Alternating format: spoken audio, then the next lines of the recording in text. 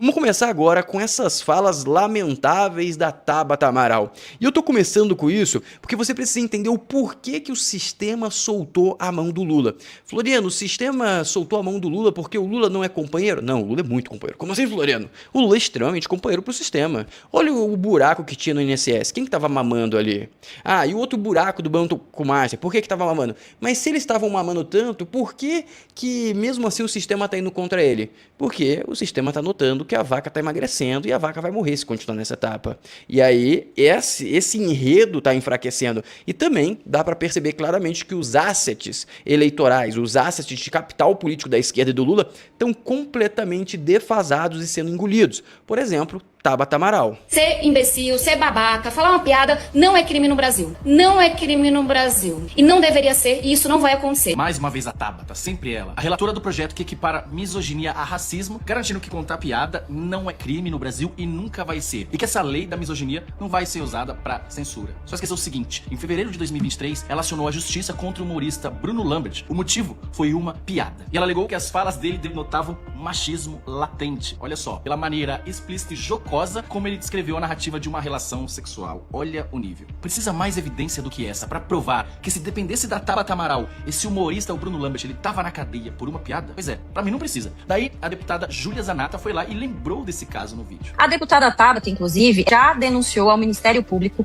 um humorista por machismo. Deputada. Então, imagina se a deputada Tabata tiver mais poder para censurar as pessoas. Daí o que a Tabata fez? Foi lá e usou a catada da fake news. Falou, é mentira, isso que tá dizendo é fake news. Sem dizer, claro, qual era a fake news. Eu vou optar por não comentar as mentiras que foram ditas pela deputada Júlia. Eu gostaria que ela citasse as mentiras, porque já não é a primeira vez que ela usa essa estratégia ao debater comigo. A deputada Júlia mente quando diz que eu censurei qualquer pessoa que seja, mas o mais grave, porque com a ataque Censurou. pessoal, infelizmente, Bruno Lambert.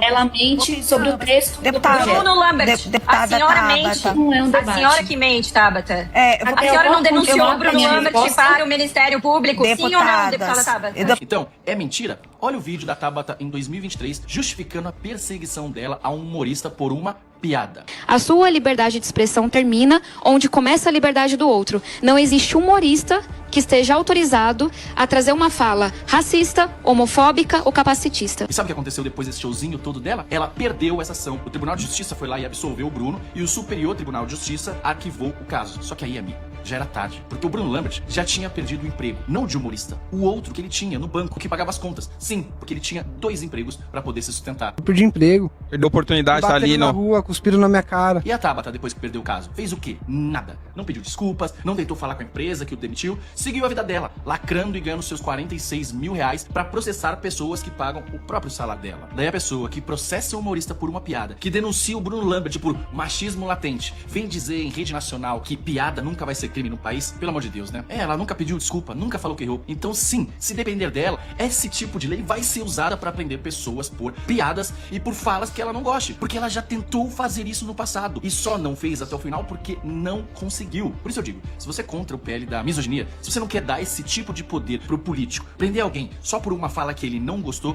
compartilha esse vídeo e segue minha página. Entendeu por que eu coloquei que os assets? Assets são os ativos. Por exemplo, vamos olhar na direita. Quem são os ativos da direita? A gente tem o Nicolas, a gente tem o Eduardo Bolsonaro, a gente tem o Pavanato, a gente tem o Gustavo Gaia, a gente tem vários ativos. Eu, por exemplo, sou um ativo da direita, no sentido que eu tô aqui compartilhando informação, eu tenho um viés de direita, mas eu vou sempre colocando aqui para elucidar as pessoas e eu vou, na minha humilde consciência aqui, eu vou aumentando o conhecimento das pessoas em relação à direita. Quanto mais conhecer o lado da direita, mais pessoas vão se converter. Agora eu te pergunto, quem é o cara que está convertendo da direita para a esquerda? Não tem. A Tabata era uma pessoa que tinha projeção nacional, o Janones é outra pessoa. Você percebe que todos estão completamente desgastados? A Erika Hilton é outra pessoa. Esses ativos estão cada vez se depreciando, ou seja, estão valendo menos. Mas enquanto você olha o Nicolas, está cada vez crescendo mais. Você olha um Pavanato, cada vez mais. Quando você olha o Gustavo Gaia, cada vez mais. O Deltan, o Jeffrey Chiquini, todos estão crescendo. Ou seja, eles estão convertendo base do centro, centro-esquerda, para a direita. Ou seja, um ativo cresce, outro se corrói. E o sistema é mosca. O sistema vai para onde tem voto. Quem que vai ser o futuro do Brasil? Vai ser a direita. É só olhar os dados, é um fato. Então é todo mundo migrar. E o sistema já está migrando, porque normalmente os chefões do sistema são os indivíduos que antecedem os movimentos. Agora, presta atenção nessa colocação aqui, que vai muito em linha com essa entrevista que você acabou de ver da Tabata e também com uma entrevista que eu vou colocar logo a seguir. Isso aqui só reforça o porquê que eles estão perdendo. Presta atenção. Todo socialista é um ditador disfarçado. Essa frase é de Ludwig von Mises. E é impressionante como uma única sentença consegue resumir uma ideologia inteira. Porque cada vez mais eu tenho que fazer mais. Significa que cada vez eu vou ficar mais esquerdista, vou ficar mais socialista e vou ficar achando que a gente pode mais. E antes que alguém comente aqui dizendo que isso é um exagero, vamos discutir primeiro os propósitos dos autores socialistas. Marx defendia a ditadura do proletariado. Mao Tse-tung dizia que o socialismo não funciona sem ditadura. Mas por que o socialismo leva à ditadura? Porque socializar os meios de produção exige uma coisa inevitável, a coerção. Você pode até colocar um lacinho bonitinho e chamar de consciência de classe, justiça social. Mas a ideia continua a mesma. O Estado tem o poder para dizer o que pode ser vendido, quem pode vender, quanto pode vender e quanto vai ficar para cada um. E como dizia Mises, nem é preciso estatizar todas as empresas para isso. Basta que o Estado controle preço, salário, produção, comércio, propriedade. Se alguém decide tudo isso para você, pouco importa quem é o dono no papel. Mas como isso é uma ditadura? Ué, e se a pessoa não quiser obedecer, o que acontece com ela? Multa, proibição, punição ou coisas ainda mais pesadas. Porque num sistema socialista não adianta convencer as pessoas, você precisa obrigá-las. E é justamente por isso que o socialismo entra em conflito com a liberdade individual. Ele rejeita o direito de produzir livremente, de conservar aquilo que você conquistou, rejeita o direito de você comprar o que você quiser com o fruto do seu trabalho. Uma sociedade onde o Estado decide Ou tudo... seja, para fazer isso, eles partem para a violência. E a gente enxerga exatamente esse mesmo espírito quando a gente vê debates. É a mesma coisa, é o mesmo modelo, presta atenção. Chama o segurança lá, chama o segurança lá. Hoje aqui eu vim discutir ideias e não confusão. Ó, mano. Corte de cabelo é isso, o cara é calvo no meio, calvo, ele raspa o lado e deixa só a parte da calvície no meio. Diferente, né? Um estilo diferente. Se for pra ser assim, eu prefiro ir embora. Se você se posiciona a favor de um cara que votou a favor de estupradores e assassinos e você me coloca como errado, sendo que eu tô clamando ali pra população estudar e saber o que esses vagabundos fazem... Assim, mas qual foi a pauta dos estrupadores e assassinos? Em relação a aumentar a punição para crimes hediondos. O PSOL e o PT votou em peso contra isso. O que você acha? Você é contra ou a favor? Esses crimes vão ser sempre incutidos com pessoas que não tem nada a ver, pô. É sempre assim. É sempre assim. O Estado sempre arruma um E um culpado. monte de notícias. É sempre cometido por pessoas que não tem nada a ver.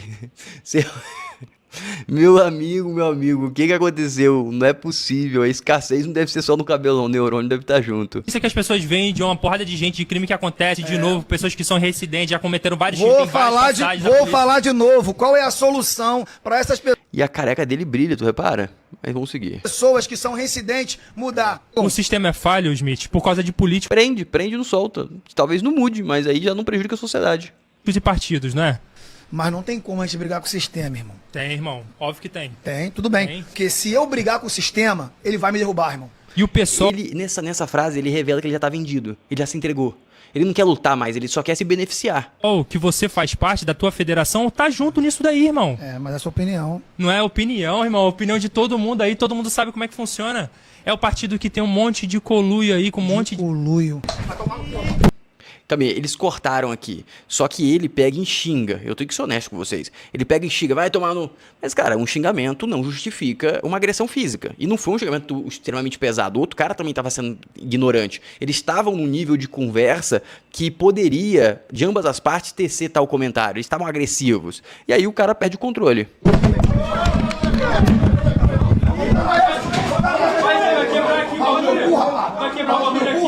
Vai quebrar aqui? Pau no meu cu? Você tá me xingando. Esse foi o xingamento que ele comentou. Ah, pau, entendeu? Calma. É que não sei se vai mostrar aqui.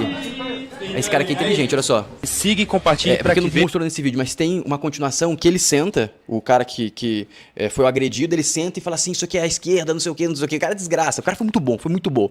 E só mostra que é isso que acontece com a esquerda, é isso que acontece. Você vence no argumento, eles querem pra mão. Simples, é um fato, simples, direto.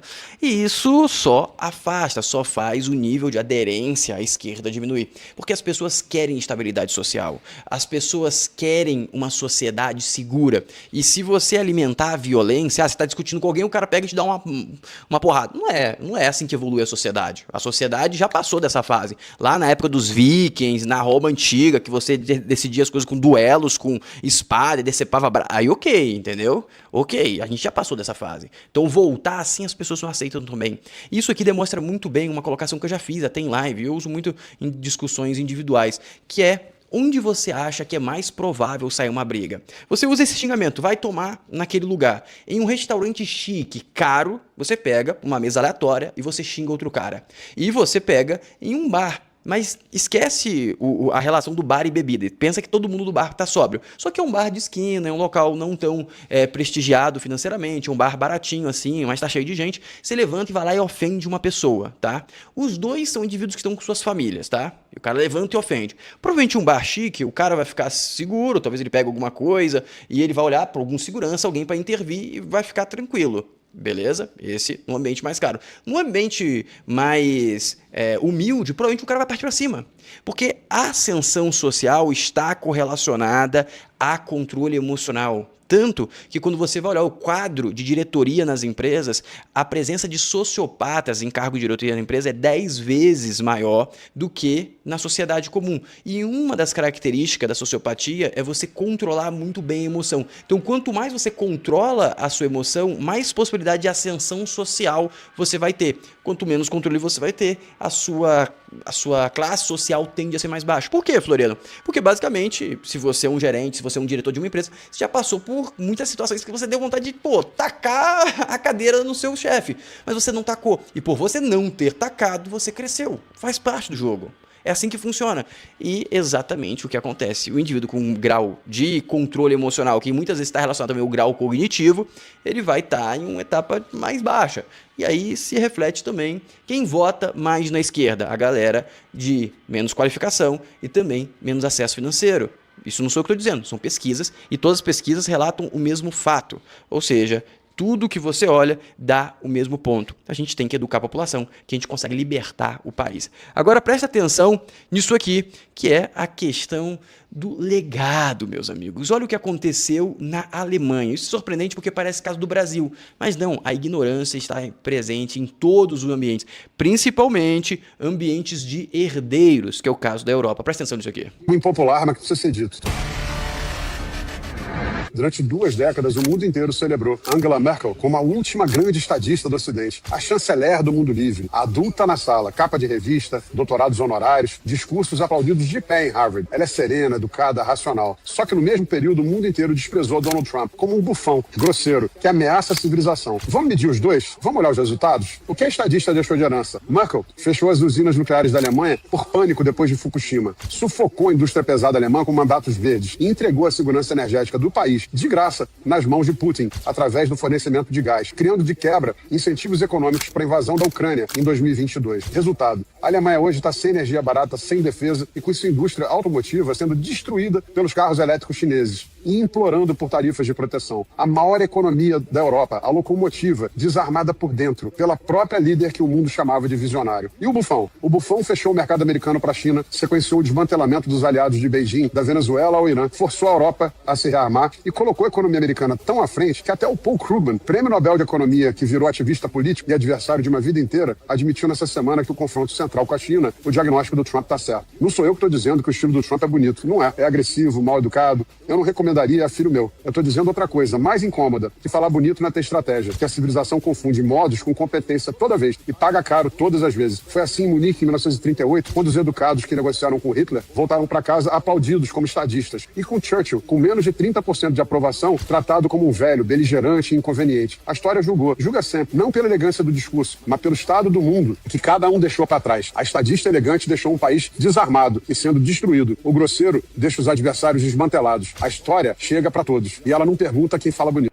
Você entendeu? As pessoas não conseguem avaliar a melhor opção. Infelizmente.